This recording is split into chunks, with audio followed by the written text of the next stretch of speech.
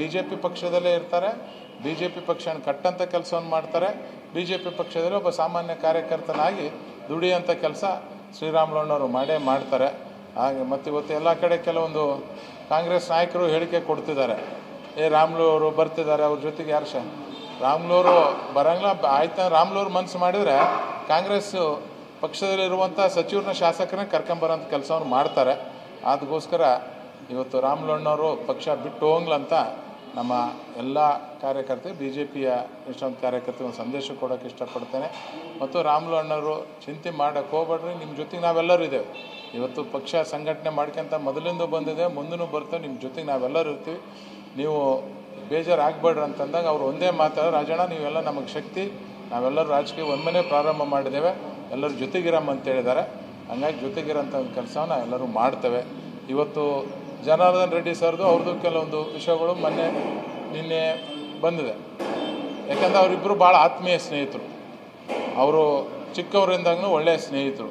ಯಾರಾದರೂ ನಮ್ಮ ಭಾಗದಾಗ ಫ್ರೆಂಡ್ಸ್ ಯಾವ ಥರ ಇರಬೇಕಪ್ಪ ಅಂದ್ರೆ ಜನಾರ್ದನ್ ರೆಡ್ಡಿ ಸರು ಶ್ರೀರಾಮುಲು ಥರ ಇರ್ಬೇಕಂತೇಳಿ ಎಲ್ಲ ಜನರು ಹೇಳ್ತಿದ್ರು. ಅಷ್ಟೊಂದು ಒಳ್ಳೆಯ ಸ್ನೇಹಿತರಂದಮೇಲೆ ಕೆಲವೊಂದು ವೈಮಸ್ಸು ಜಗಳ ಬಂದೇ ಬರ್ತಾರೆ. ಆ ಜಗಳನ ಅವರೇ ಬಗೆಹರಿಸೋಂಥ ಕೆಲಸವನ್ನು ಮಾಡ್ತಾ ಆದಷ್ಟು ಬೇಗನೆ ಅದು ಬಗೆಹರಂಥ ಒಂದು ಕೆಲಸನೂ ಆಗ್ತದೆ. ಯಾಕಂತಂದ್ರೆ ಗಂಡ ಹೆಂಡತಿ ಜಗಳ ಉಂಡು ಮಲಗೋರಿಗೆ ಅಂತ, ಆ ಥರ ಅವರಿಬ್ಬರು ಜಗಳ ಏನೋ ಇಷ್ಟು ದಿನದಿಂದ ಕೂಡಿದ್ದಂಥವ್ರು ಸ್ವಲ್ಪ ಏನೋ ಸಮಸ್ಯೆ ಆಗಿದೆ, ಆದಷ್ಟು ಬೇಗನೆ ಅದು ಪರಿಹಾರ ಆಗೋಂಥ ಒಂದು ಕೆಲಸನ ಆಗ್ತದೆ.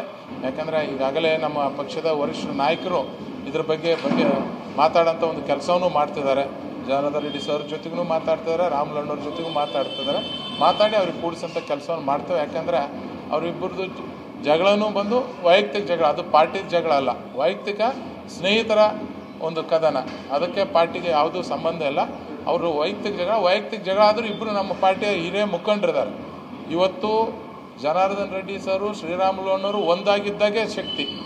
ಇವರು ಯಾರನ್ನ ಬೆಳೆಸ್ಯಾರ ಅನ್ನೋದು ಇಂಪಾರ್ಟೆಂಟ್ ಅಲ್ಲ, ಇಬ್ಬರು ಜೊತೆಗಿದ್ದಾಗೆ ಶಕ್ತಿ.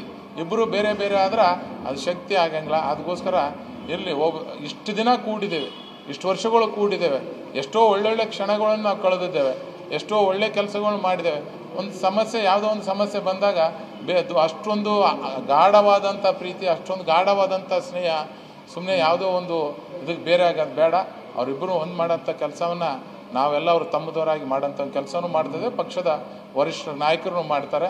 ಅದಕ್ಕೋಸ್ಕರ ಯಾರು BJP ಕಾರ್ಯಕರ್ತರು ಗೊಂದಲಕ್ಕೆ ಈಡಾಗೋದು ಬೇಡ ಅಂತ ನಿಮ್ಮ ಮೂಲಕ ಹೇಳಕ್ಕೆ ಇಷ್ಟಪಡ್ತೀನಿ.